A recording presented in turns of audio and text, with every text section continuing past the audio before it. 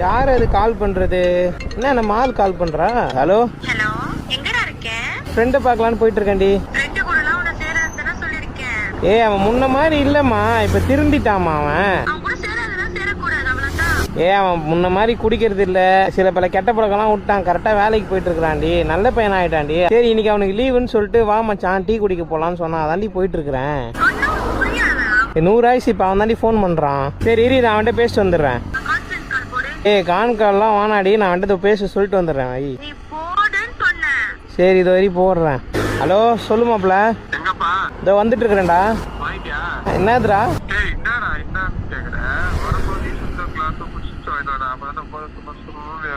டேய் சரி வெய் வரேன் நானு. பைத்தியக்காரன். ஏய் இல்லடி அவன் சும்மா சொல்றான்டி.